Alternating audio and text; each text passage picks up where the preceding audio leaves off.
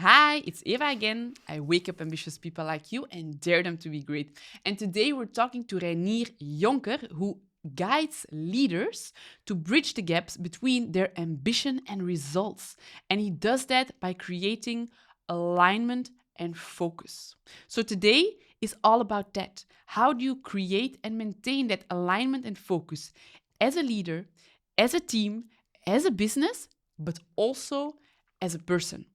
Because in today's episode, we're going to talk about both the business and the personal, right? Right. All right, good. Are you ready for it? So ready. Thank you for having me. Yeah, we've known each other for quite a while now, Yeah. and we typically have these discussions over a cup of coffee. Yeah, exactly. Yeah. So let's have a discussion here near the microphone so that people can listen in. Good. I'm looking forward to it. Yeah, me too. So tell me, what's the? It's a question I always ask people, and the response typically surprises me because it's something you don't really ask a person over a cup of coffee normally. So, what's the change you want to create in this world? What's your why? What it boils down to is to make potential count. One thing that I've always had in my entire life is when potential is untapped, unused, it just hurts. It Yeah. just hurts so much because people can get so much from tapping into their potential. That really is what drives me. Yeah, and I noticed it. It makes you uncomfortable. It makes you nervous, right? Yeah, exactly. It makes me very nervous. Yeah, it makes you very nervous. Okay. And how do you do that to then make that potential count? Because you can do it in so many ways. So what's the way that you decided to go on to make people tap into their potential? Boils down to two things, and you kind of already said it. It's creating alignment and focus. Yeah. And the alignment, if we're talking into in a business context, is really the alignment around values, but also very much where do we want to go in the future, right? What are our goals for in the future? And then when you have the alignment of where you know you want to be going in the future, then again, how do you create focus, right? How do you choose the right tasks, to prioritize the right tasks to work towards that future? And I've seen that those two things are in at least in my opinion, one of the biggest things holding back potential of people and thus also then a business. Yeah, indeed. Oh, that, and it's indeed something that I encounter so many times. It's either I don't know where I want to go, or I know where I want to go, but I'm just not doing it the way that I'm supposed to do it. I'm just so distracted. Yeah, exactly. And you have the feeling that you're stuck, or you're not going fast enough, Yeah. or oh, yeah, it's frustrating. I get that feeling. I get that feeling. And so when working with these leaders or these teams, because you work with small and medium enterprises, Yeah. yeah. Yep. So what are the things that that make the alignment go away the most? Like, what are the biggest challenges? I think it's always a two-parter. In this case, if you work with leaders, especially leaders, is that what I see most is that they themselves don't have it clear enough where they want to go, Okay. and can't make that tangible enough. Yeah. Okay. And so I work with leaders to help them create a strategy. And I know that's one of the fluffiest words around, and I think I've seen so many different definitions of what strategy means. But again, what I believe strategy to be is to make a set of choices of things you want to change, because if you change those things, you believe you will get the results you're looking for. Yeah. It's just like with us. Again, if you want to improve, let's say you're doing a marathon, you want to improve your time, you need to change your training to get better. And so the same counts for a business. And to me, that's just strategy. It's just making a set of choices of what you want to do differently. And that is in itself is difficult to do. And I know that's not easy because, again, making choices is not easy, and sticking to them, that's scary. Yeah. But then you need to translate that into a story that helps the company and the people in the company understand why you want to change those things. And so when we talk about alignment, to me, it's all about that. Can you tell a story? Can you convey the message of why the company has to change certain things in the future to grow? And so that's the first part of alignment. And the second part is focus. Wait, because on the part of alignment, I already have so many questions popping up. So you say you need... it's interesting, the aspect of making choices. I've already discussed this with quite a few guests on this episode, and everyone always has so much interesting things to share about it. So according to you, what makes it so difficult to, on the one hand, make these choices, and on the other hand, to stick to the choices that were then made? Ooh, good question. Well, I always imagine it as follows, that let's say you have a business, right? I don't know any CEO or any leader who doesn't want to grow the business. That might be in revenue, that might be you need more margin, that might be you need a happier team, that might mean you want to make your customers happier in a different way. It's all growth, right? If you then stand still and start wondering, what are things that I could be doing to grow the business? What are things that aren't going so well today? Or what are opportunities that we could jump on? That's literally an endless list. Yeah. It's just endless choice. Yeah. You could do so many things. And I think if you want to dare to be great, you must dare to take choices and make choices, right? And from that endless list, pick those few things. I always love 3 because it's just a beautiful number. But pick those 3 things that you believe will yield you the results that you're looking for. Okay. And how, because one of the guests said there's always multiple goods, there's multiple choices that are good choices. For sure. So how do you know that a choice is the right one in the alignment that you're looking for? Here's the thing, you don't. Because the choice you're making, it's just an assumption. You think that if you will change that, it will yield the results. Yeah.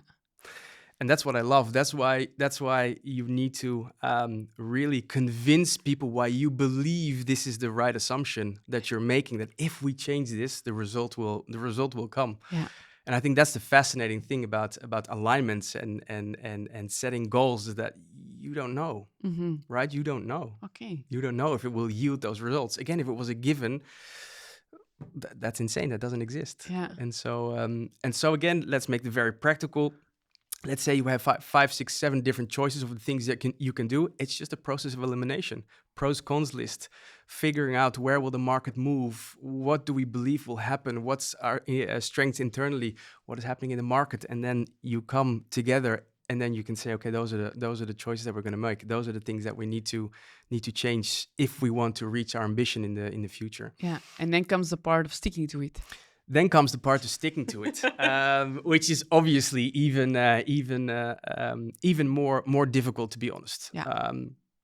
And so I work with the CEOs and the leadership teams. We go through that process. I always do everything in workshop form. So I don't tell them what to do. No. I just facilitate the process, and I ask the difficult questions, and I call out the things that I see to make them work together. And then we create a story. Yeah. And basically then we start testing that story within the company. Is this something that other people would believe in? Do they think we've missed something? Do they see any gaps? And we ask for feedback. And that's slowly where you're getting into that. How do we go from ambition towards focused teams? Yeah. And so then that's normally typically maybe like a 2-month process that we go through. Yeah. And then to make that stick, those choices, and make that stick, I'll come to that later. That's not really what happens. But then I run a 12-week, what I call a growth cycle. Yeah. And that growth cycle basically says we understand the ambition. Yeah. We understand the goals we need to reach this year. We're going to break it down into a quarter. And so that growth cycle basically starts with teams. It might not be all the teams. It might be some specific teams that will work on the specific challenges or problems that we've defined. And then those teams will start to break up those problems. Yeah. Right? And start turning those problems into, how might we solve that problem? What are things that we could be doing that could be the best to start solving that problem, or to maybe take that opportunity. Yeah. And so we kind of go from this high level goal towards more concrete goal. Okay, what is then the goal for this quarter? What is it that we want to achieve this quarter? Yeah. And then we create a breakdown of, okay, how do we make that measurable? How do we know that we're making progress towards that goal? Mm-hmm. Which to me is one of the most important things. Yeah. And I know you as a person that's very pragmatic indeed. You don't like fluffy goals or fluffy metrics. Like, it needs to make sense. And I think when you say I ask the difficult questions, you're really good at seeing the clutter from the essence. And you're really good at just pointing towards the clutter and the things that don't really make sense. Yeah. So my question is, once things are clear and there's alignment, I believe there's still something to do between having that alignment and having that full focus. Like, how do you assure then that there is focus? Because people don't always do what they know that they should be doing. So how do you facilitate that? Well, the first part of that growth cycle is to make sure that the teams understand what it is that we're trying to reach within a year. Okay. And then giving them the autonomy to think about, what is it then that we want to be doing this quarter. Yeah. So to create that internal locus of control, exactly. Me as a team, how do I contribute to this? Yeah. Exactly. Okay. Exactly. Yeah. And then we start breaking it down into very small parts. Mm-hmm. And so once we know what is it we want to achieve this quarter, we just break it up into sprints of 3 weeks. Okay. And so then we just start playing tasks. So this is what most teams love, planning tasks. And so, this is what they're good at. Yeah. And so this is when we just start planning the tasks, and only 3 weeks. Yeah. So week 1 is very concrete. Week 2, okay, we know roughly what we want to do. Week 3, and then we just start executing the 3-week sprints. Yeah. And every week we finish, we do a tiny little reflect. Okay, how is this week? What did we achieve? What did we not achieve? Why? Mm-hmm. What are we going to do next week? Yeah. Just keep it very simple. And in these sprints, is this then the only thing they need to focus on, or do they have to combine this with other day-to-day work? So it's nearly always combined with other day-to-day work. Okay, that sounds the most realistic. Yeah, it's mostly always combined with the day-to-day work. Yeah. But in the process, we always look at how much time do they have to work on projects like this. Yeah. And then we make sure that that's also the time, and also the work planned is exactly. Otherwise, you get the on top of my job kind of thing where your job is already 100%, then this comes on top of it, it's extra 20%, and then this will just break progress. Mm-hmm. Are there other challenges that you notice in maintaining focus apart, like next to having the thing planned in your agenda? Yeah, it's honestly.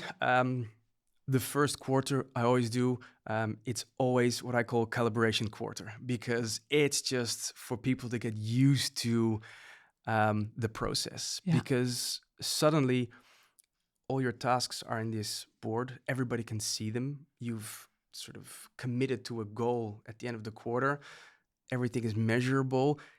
Suddenly there's nowhere to hide anymore, right? Yeah, there's transparency and accountability. There's transparency and accountability. And I see that this is always in the beginning, it's a little scary. Yeah.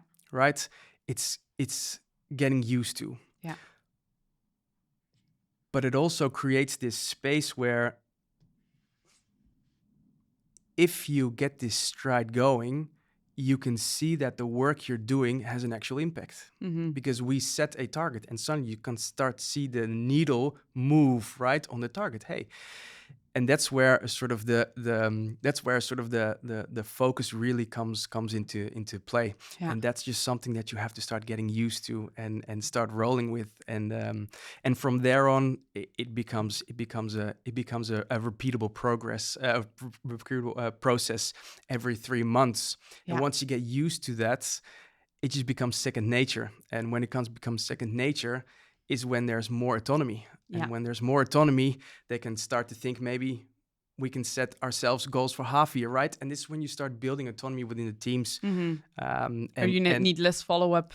Yeah, and leaders can go from managing to really leading. I saw this amazing amazing sketch where it says managing, and there's this tugboat, and this tugboat is pulling this sailboat, and leading it's just a lighthouse, and there's all these sailboats just floating around. Yeah. And I think that's the beautiful thing between like managing and leading, and I think at least that's my perception that most leaders really want to lead. They really want to say like, this is a challenge that we have. This is when we're successful.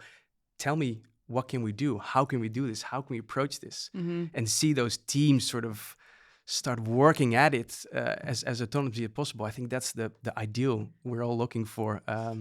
You say we're all looking for it. What I often see is that the more mature leader is looking for that. However, sometimes there's still this misconception, and it's very broadly still a lot of people have it actually, that as a leader I have to know all the answers. As a leader I'm the one who needs to know it all. I have to be the one that's most competent. And they actually derive their self-worth from their hierarchical position, and so they see leadership as something in hierarchy terms rather than in just a completely different type of role to make sure that all these sailboats are accomplishing what needs to be accomplished, not because they are more important than the sailboats, but just because they have a different role. And in that different role, it doesn't say I have to have all the answers, but it's still something from back in the days where leaders or managers did have to just tell people what to do rather than being that guiding force. Yeah, no, exactly. And I think that's the most beautiful thing. It's again having that vulnerability, just admit that you don't know the answers. And I think there's something beautiful about not knowing answers, right? As long as you're curious to what's next, right? What's next, and how can you just approach that? Yeah. Do you notice then that leaders, when you work in teams with this system, that the leaders that still derive their self-worth from I'm the one who needs to tell everyone what to do, how do you deal with them? Like, because all of a sudden they become less, quote unquote, important. Yeah, I have to say you do see that, and I always give a and I'm not kidding you. I always give a warning label when we're in the process of maybe working together. And the warning label is always, there's nowhere to hide. Also for you as a leader, if your strategy, again, if the assumptions you've made of what we need to change to achieve our ambitions aren't the right ones, it's gonna show, right? If we see that the story you've created doesn't stick, it's gonna show. And I think that's the funny thing about the transparency is that everybody's in the same boat and everybody has to get used to it. Yeah. And so what I see is that it's both for the leaders and for the people in the teams who go through the same experience. And so it kind of levels out that, oh, okay, it's okay that we kind of don't know, and we'll figure it out and we'll see. And the leader who, at least the people I've worked with mostly, is it's uncomfortable because you're kind of letting go of control also a little bit, because you're asking these teams to just create like this breakdown of the quarter themselves. I always say just give it a quarter. Just give it one quarter at least, right? 1 12-week cycle, and you'll see that it goes from uncomfortable to, well, not comfortable, but more comfortable. And also for them to move through that phase. So you start treating the people in your team more like grown-ups who can actually think, who can have the responsibility and to also have more stakes in the process. Because if you give them the responsibility that they can carry, then of course they will feel more ownership, I can imagine. Yeah, for sure. And it's always a little bit of testing the waters, because you don't know how much autonomy a team can take or a team can't take. And I'm not the person who will go into a company and say, well, the first 3 months I'm going to do all this research, I'm going to talk to everyone. I'm just not like that. We tackle real problems or real challenges, and we just do it, and on the fly we'll figure out how to move forward. Again, the whole process is built for that. And so it's always a bit of a search to see like how much autonomy, how much can you leave with the teams, or how little can you. And again, if you make this a topic that you can discuss, it's all good. Mm-hmm. Just name it. It's on the table. We have to figure this out. We'll figure it out together. It's just something that we'll do along the way. Mm-hmm. And then it kind of feels safe. Yeah. It kind of feels safe to just try and Mm-hmm. just try to make it work. Yeah. Yeah. So for leaders that are listening now, what are some signs, or how would you check or define, okay, these are actually signs that my teams are autonomous and that they can carry this autonomy, and these are signs that they cannot? Like, what are the signs to look for? I think there are a few ones that are top of mind for me right now. I think the first one is goals are not being met. So leadership teams or CEOs, they set goals and constantly they see that those are not being met. Mm-hmm. And I'm not talking we hit 95%. I'm talking like we just keep not hitting the goal at all. I think that's one. It just shows misalignment. It just shows that what a leader might think the company is capable of, right? The people are capable of. There's a mismatch there. I think that's always a very big telling one. Another one is off-focused work. So to me, that off-focused work really shows when you have very many shifting priorities. Mm-hmm. Another one is also And you say this off-focused work, the shifting priorities, is it of the teams themselves or of the leadership team. of the team? It's a Of the teams. team, Yeah, yeah. you'll see that teams. One week this is important. The other week is important. Then we need to work on that. Oh, that's on fire. Oh God, we have to fix that. That now is on fire. Oh, we have to start moving towards that. So It's very just reactive way of working. very reactive way Yeah. of working. I think Yeah. that's a big tell. Yeah. And then another big tell is when you launch these bigger projects, right? That can be internal projects or projects, external projects, and everything kind of feels like it's off budget. It's not running on time. It's always like this chaos that you can't grasp, but it kind of always feels like chaos, and it kind of like feels like you're always like 2-3 steps behind, right? Yeah. That feeling. I think those are some big tells. Obviously, other big tells are again, if we talk about more on the people aspect, is that when you feel that the high performers or the people who really yearn to have that bigger picture understanding of what's going on, so then they can make their own decisions and move towards that. If those people start complaining, like, I don't know what's the long-term goal, I don't know where we're going, Yeah. I don't know if I can take or make decisions, I don't really know what my place is, if I can do this, can I just run that way, can I try something in that direction? Like when those people start to complain, then you really know like there's misalignment. There's misalignment. Yeah, there's misalignment. Yeah. Yeah, because oftentimes the chaos or the reactive way of working, for me, it's also a reaction to the misalignment of the leadership team. So it's more. I always wonder, very often what you see at the bottom of the organization is a representation of what is happening at the highest layer of the organization. Yeah. So how can you spot whether the teams themselves can or cannot carry the autonomy regardless of the alignment that's given from the top? I think when we look at that, if we look at situations that teams then find themselves in, it's like the first one I said, when you set the very big goals and you're not meeting them, right? Yeah. Because then you ask a team to maybe like increase whatever the sales target or marketing target or whatever they have. When you see that they struggle to hit that target, and you see that they can't seem to find the right ways to figure out a path toward that target, that to me kind of means that maybe the leadership team set the target without consulting the actual team having to perform on that target, or that team is just doesn't have the experience to set certain targets. And then we come into the sort of the overachiever thing where you kind of think, I'll do that. I'll get there. It's not an Yeah. issue. Yeah. I'll figure it out. And Yeah. then you can see that there's an inexperience with like setting targets and understanding the work that really needs to be done to Yeah.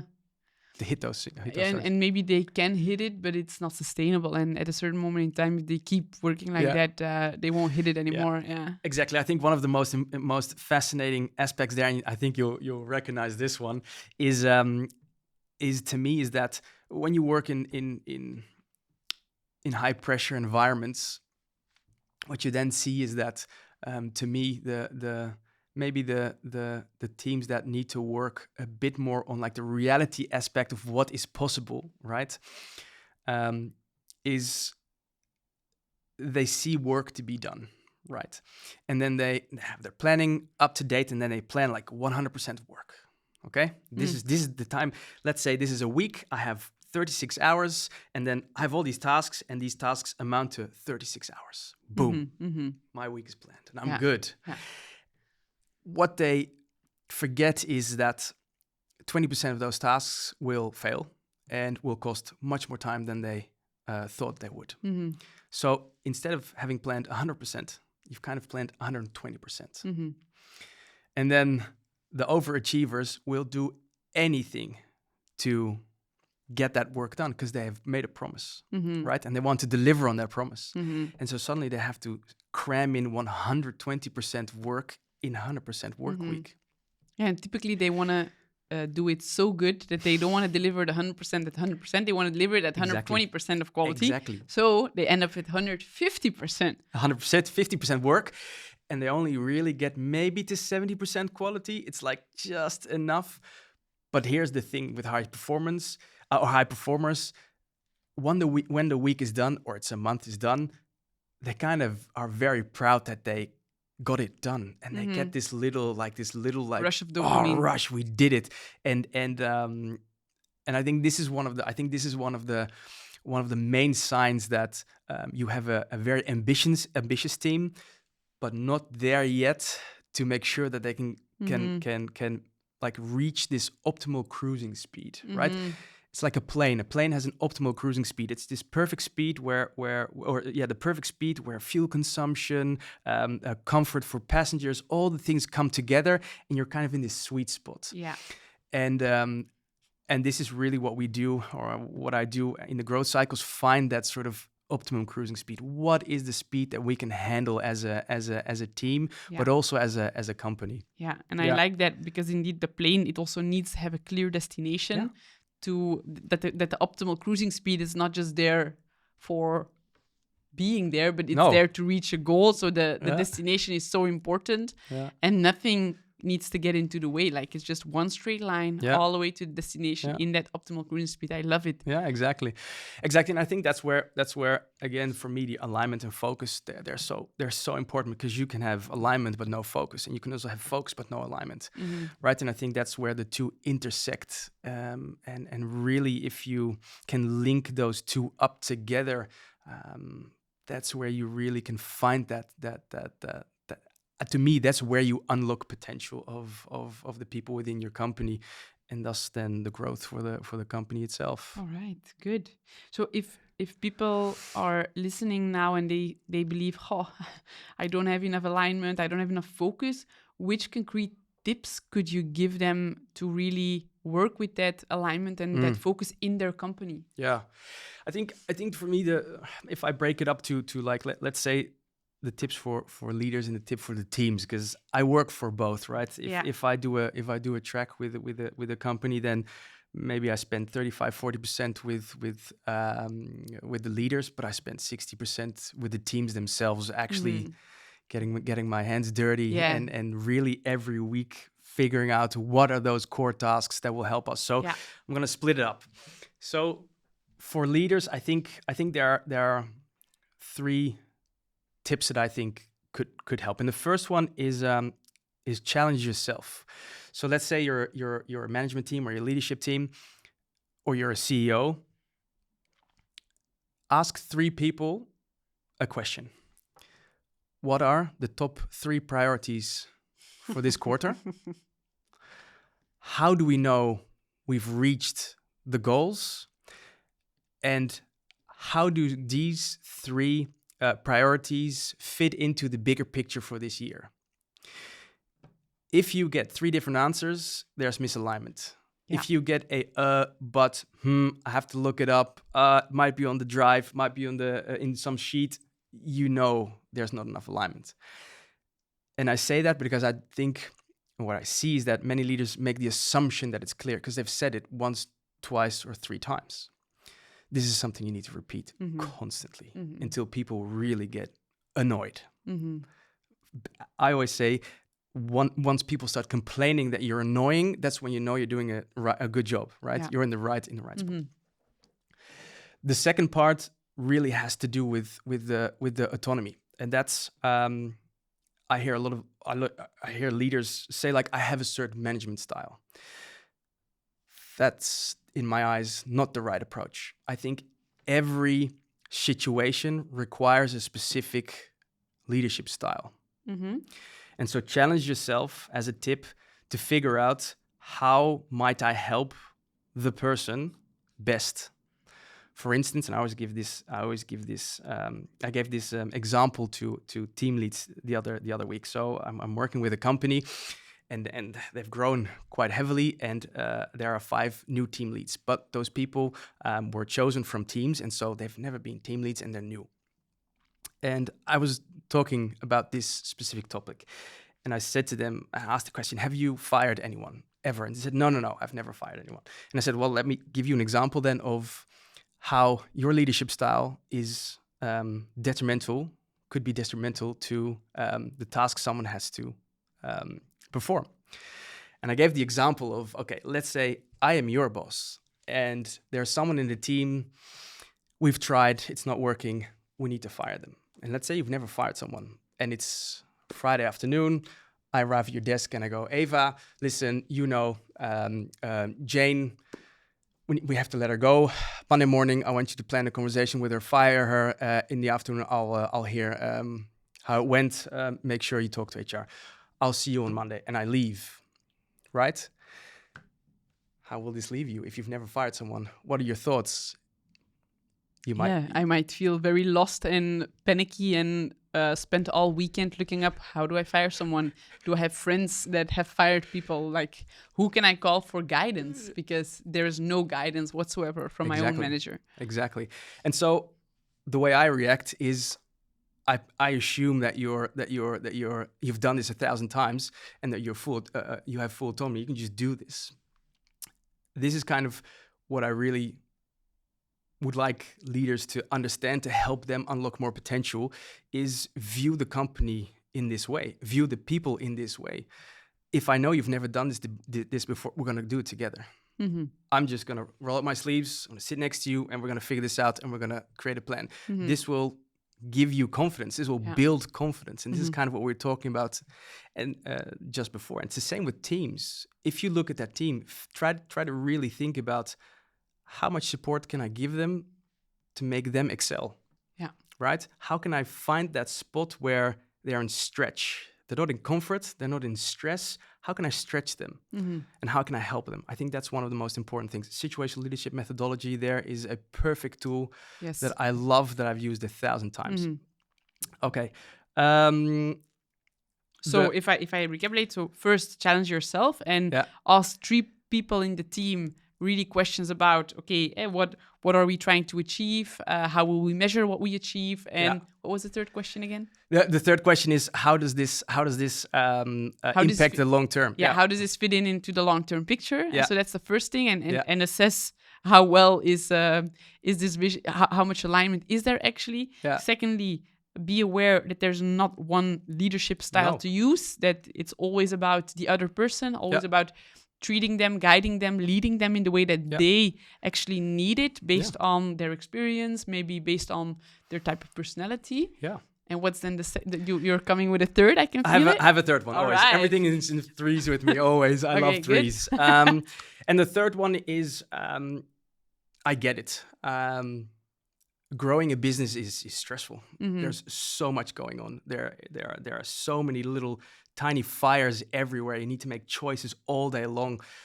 people will come to you. You need to be in the problem-solving mode, especially when you're a smaller company. I mean, founders are so much still in like this problem-solving mode, right? I always say when people say, yeah, when founders, they have this amazing job. No, they're shoveling shit for most of the time. Yeah, they're just literally trying to fix the things that others can't fix. Yeah. This is their job. Yeah. This is not fun to do constantly. You do it because you have passion. And so I understand that there's 1,000 choices to make. Yeah. But if I would say there's one thing, just one absolute thing that you cannot, and I can't stress this enough, cannot skip, is reflection. Yeah. It is the number one tool to make progress. Yeah. Pain plus reflection equals progress. Yeah. It's that simple. And if you can't do anything because it's all too much, do that at least once a month with your team, with your leadership team, with your board. Maybe board is once a month a bit much, but reflect. And very simple. What did we do? What worked? What didn't work? What might we learn from this? And what will we do differently next month? Even if you keep it that simple, number one. Yeah. I always tell people, throw everything overboard.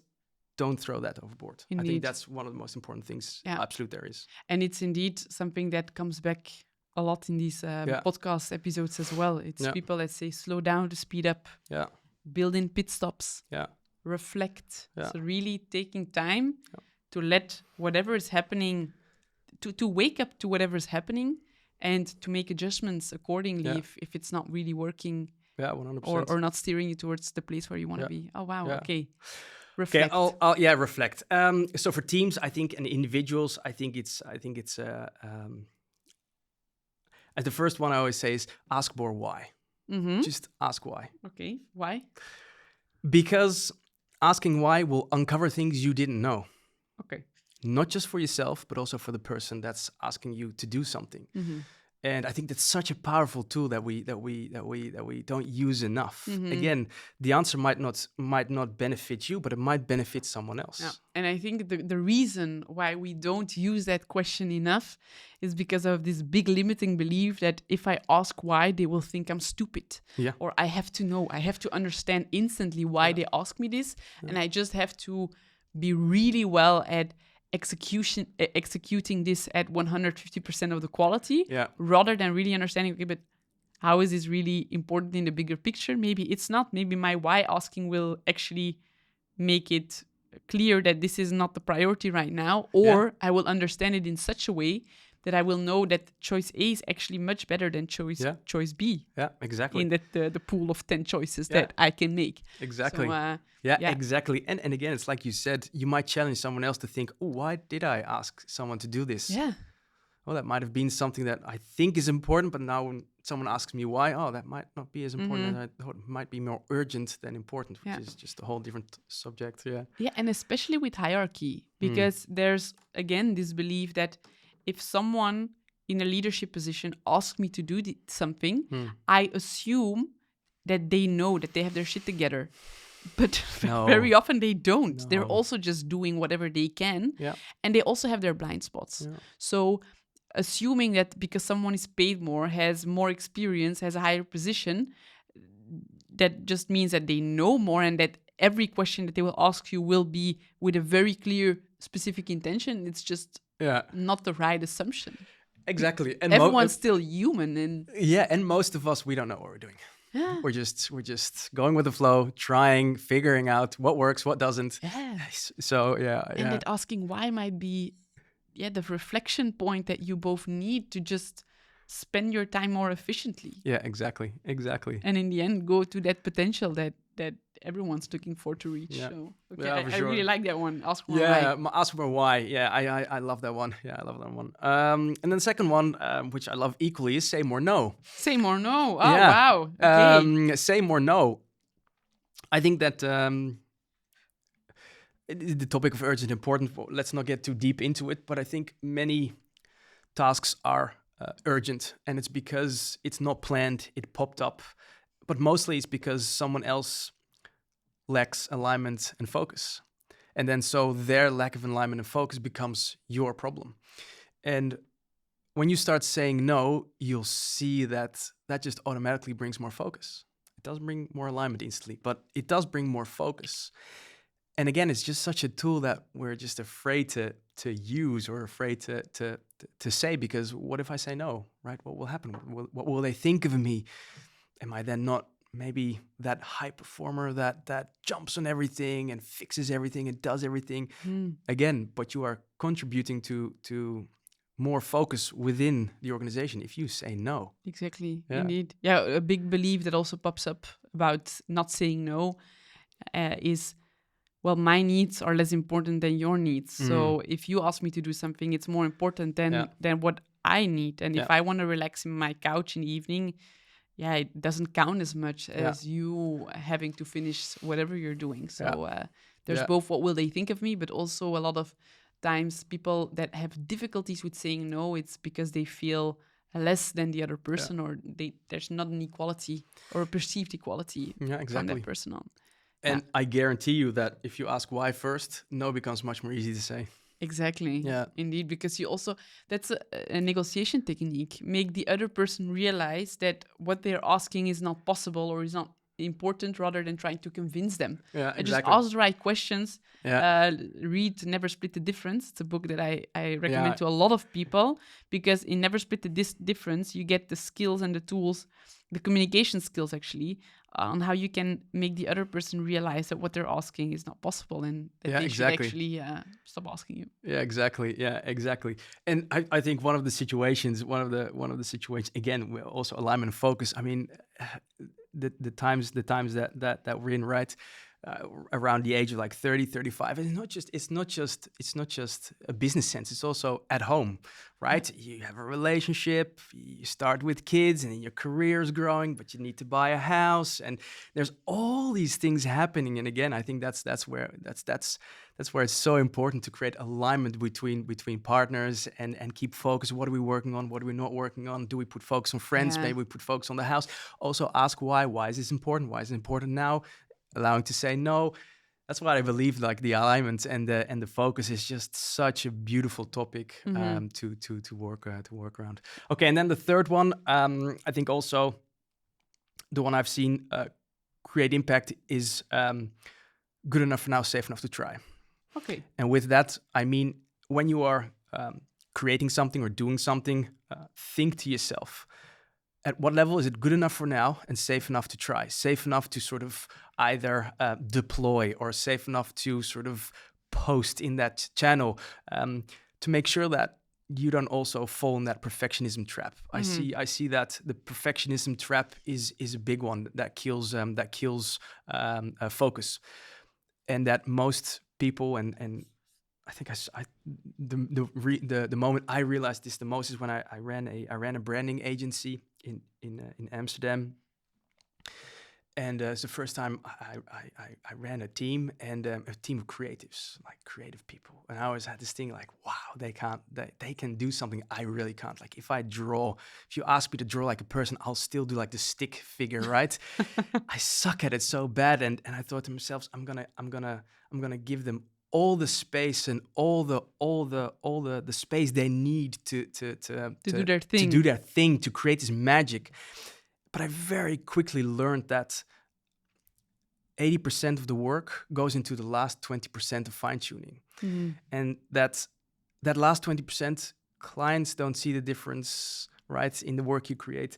The people you create for, they don't see the difference. And I quickly learned that when you think that something is 80%, it's good enough and it's safe enough to do whatever with, right? Either to launch or whatever. And I think that's a very important one to keep in mind to make sure that you don't overspend time on tasks. Yeah. Okay. Is it something you did yourself? So you went to the 100% with these creatives then, or? Oh, we did in the beginning. So the way I frame it today is that I thought I'm going to give them an entire room and they could just design anything within the room, right? Metaphorically.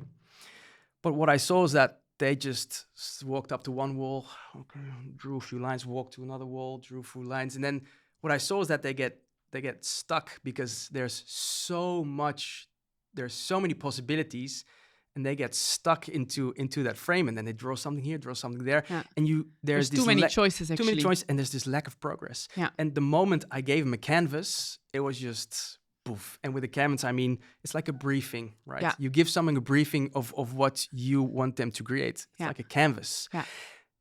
Instantly, just the most beautiful work instantly just started flowing, and I just realized, like, we all need those boundaries, we all need those briefings, we all need to understand what it is that people ask of us to do, and to me, that's making sure that when something's good enough for now, safe enough to try, just launch it. Yeah, That's yeah, and also there to put boundaries and set a framework, even though if it's in a niche or a type of work that you don't know how to do it, Yeah. that you dare to put a framework there as well. Or Yeah, exactly. Okay, good. Yeah. So for the teams, to make a little recap, ask more why, Yeah. dare to say no, Yeah. and good enough for now is safe enough to try. That's really what you want to give to them. Yeah, good enough. If again, ask two questions. If it's good enough for now, right? If it's safe enough to try, just launch it. Just go for it. All Yeah. right. Oh, good. Yeah. I love it. And I know I've known you longer than today, and I know that indeed that creating that alignment and that focus, it's not just your bread and butter at work, but it's Yeah. also what you really love doing for yourself in your personal life. So of all the pitfalls or the aspects that you were just talking about already in this episode, like, what did you do to sabotage yourself, or how did you stop being in alignment or being focused? Can you tell us a bit about your own personal journey? Yeah, for sure, for sure. Yeah, we've talked about this many times. So, yeah, I think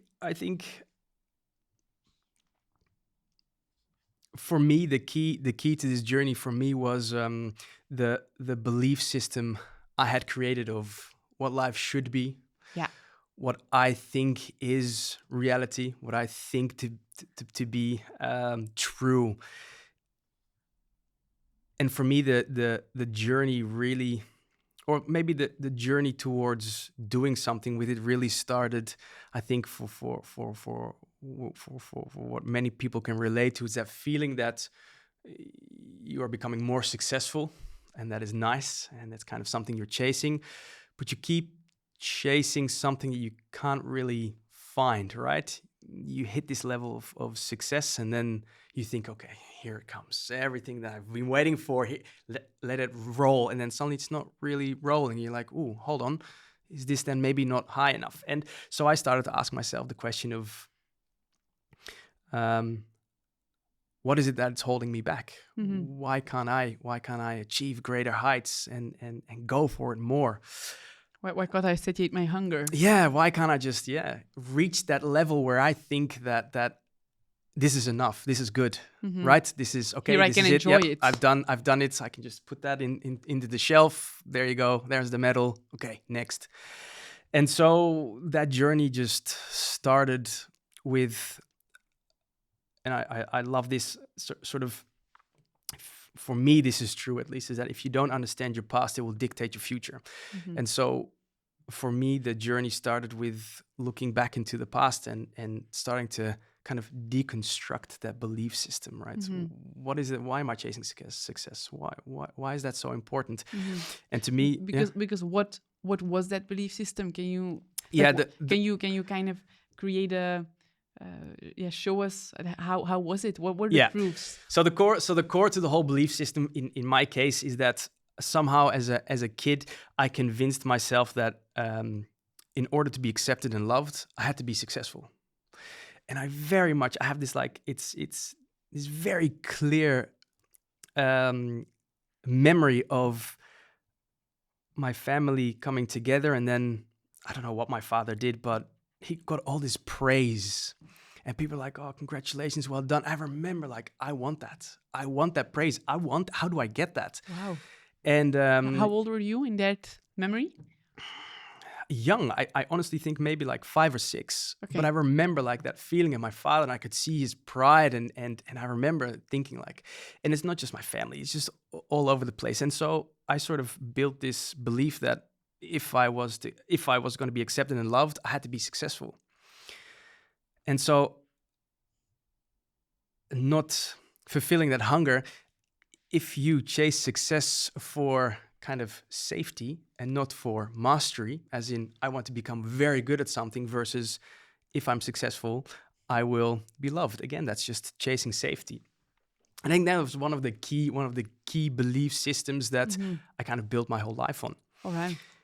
And then a second part to that is that I had a pretty traumatic experience when I was 7, in which I lost all trust in people, but also in myself. Yeah. Absolutely gone. I started doubting everything. I started doubting my own instincts, my choices, who I could trust, who I couldn't trust. Just doubt everywhere. And probably also the hypervigilance. Oh, if you doubt everyone insane. and everything, and you're always razor sharp to see, to be alerted, to have that sense of alert all the time. Exactly. And so I kind of stopped trusting and I started adapting. Okay. And I started to master perception.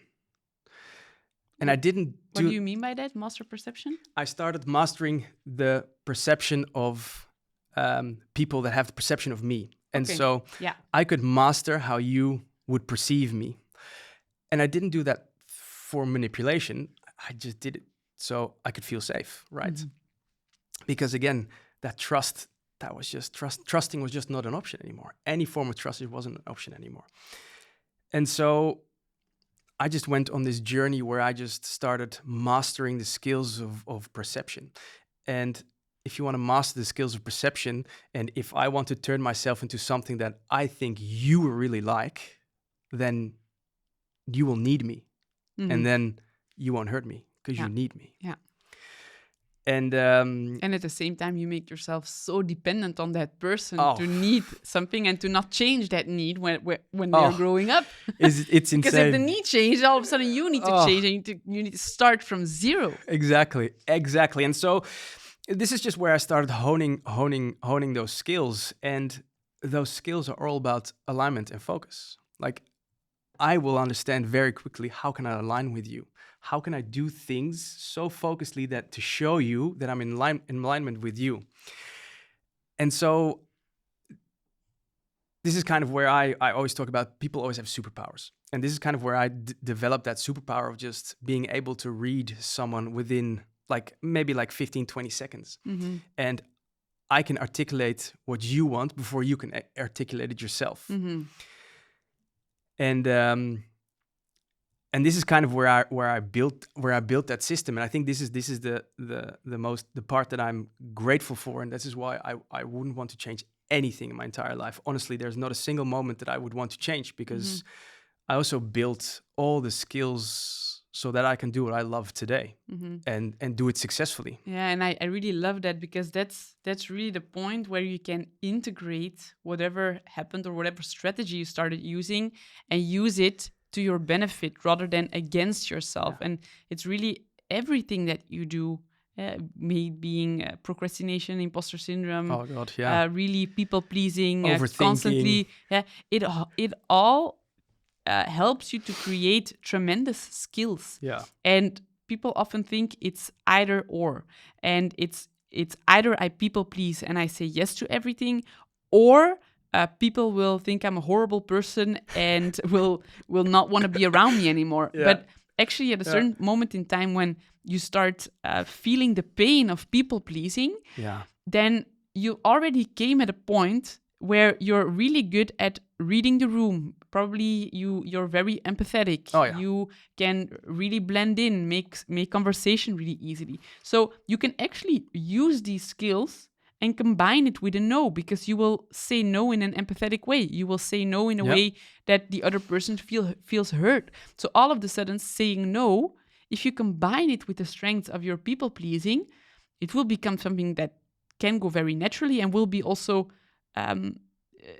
will be accepted by others. Because if you're a people pleaser by heart today, and if you do it as a strategy, you will never become a harsh no-sayer because you have all these skills. And the fact that you just overcame your strategy and really now very strategically and actively use your skills as a superpower in your work and for yourself, Yeah. that means you really reach that next level, and Yeah, and exactly.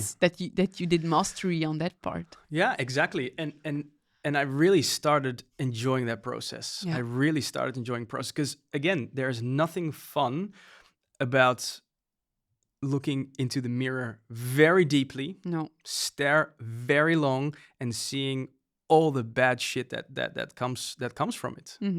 Because again, It's painful. it's very painful. However, It's very painful. if you let it drag on, it will be more painful, but just spread out over the Oh. years. So it will become this kind of long suffering that's always there, like a fog. Yeah. But I either want it to thunder and storm and rain Yeah. for a couple of hours, then that I want life to be just one big fog Yeah. for 10 years. Yeah, for sure. But typically For sure. people are afraid of that Yeah. thunder and storm, so they Yeah. just go for the fog.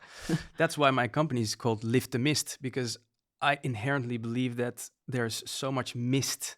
Yeah. You have the mountain. We all want to climb the mountain, but the mountains is just really mist, right?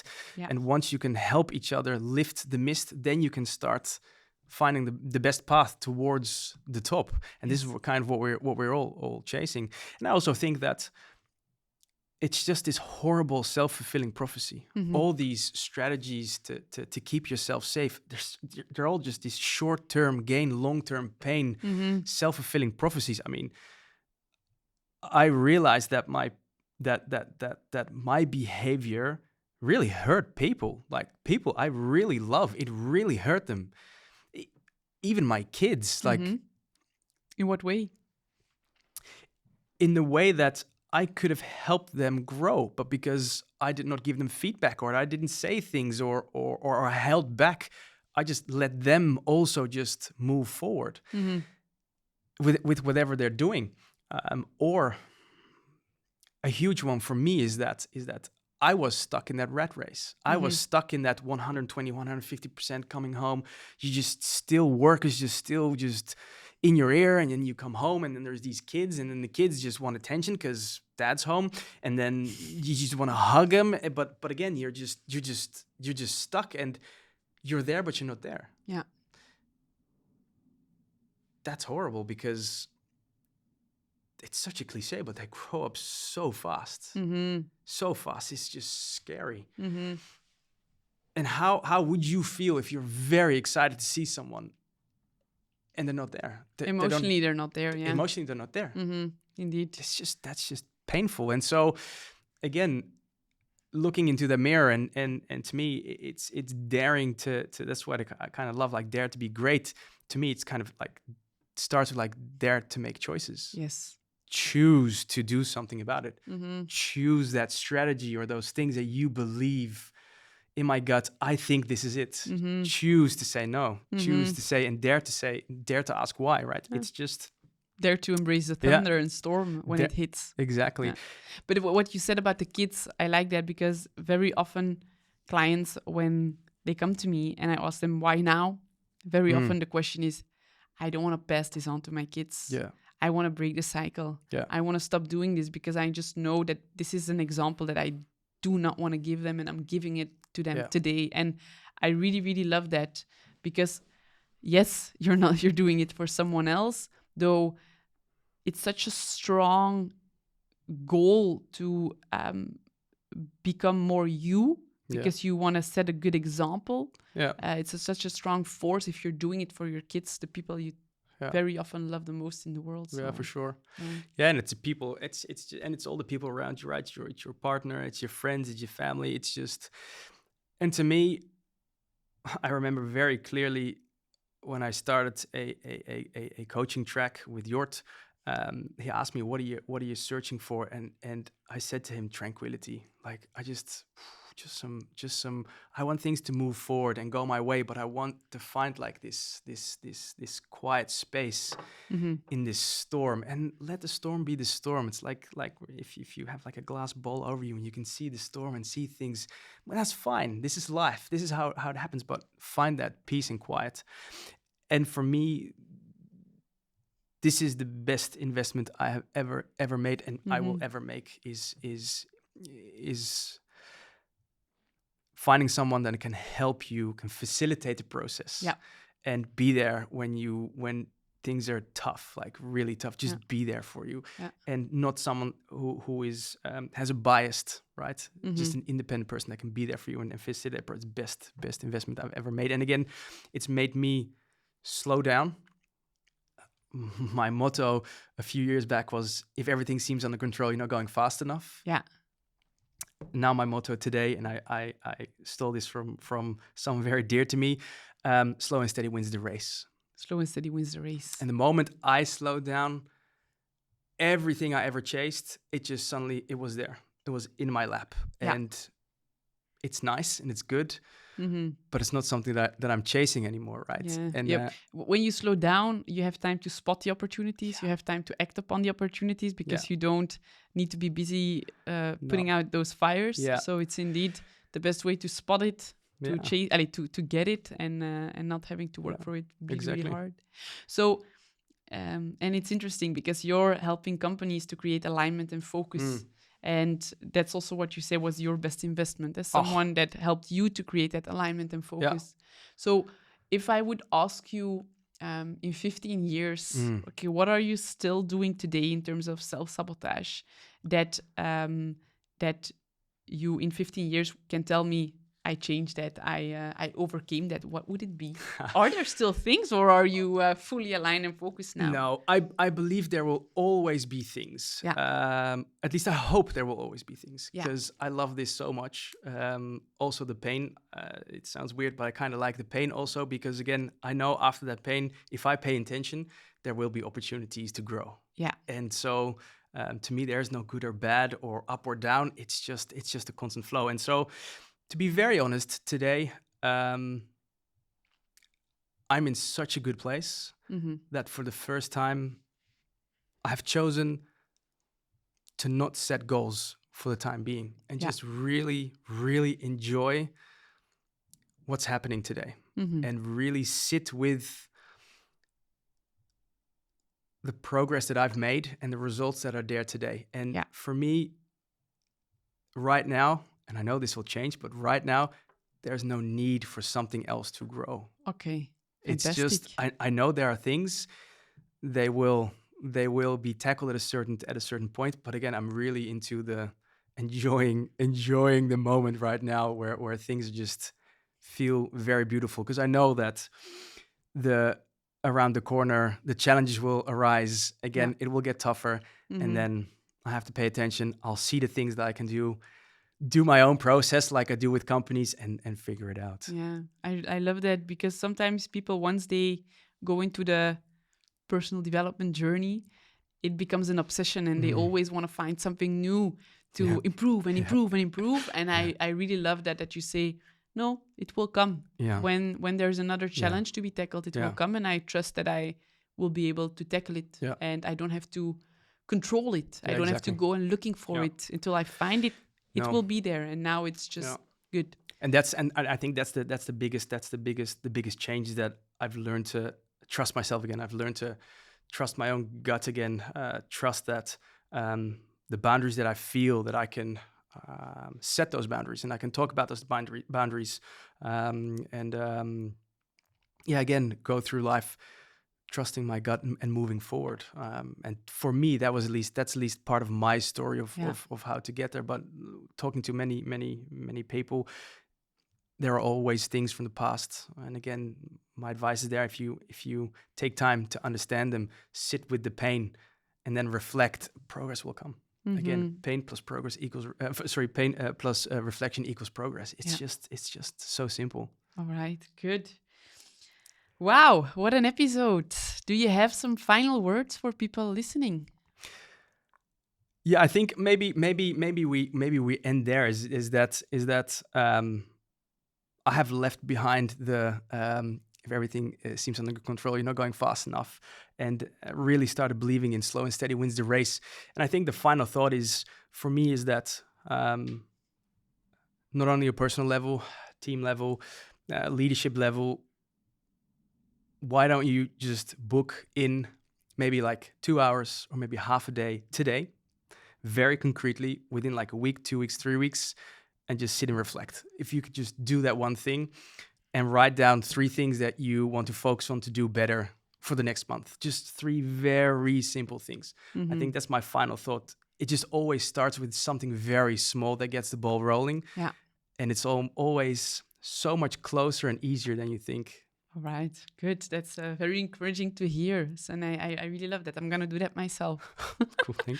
All right. So, if you listened and if you recognize yourself in any of this, the fact that you have maybe a lack of alignment, a lack of focus, your interest with going fast, fast, fast, but maybe also your curiosity to that tranquility that Reinier was talking about, share this episode with people that are facing the same.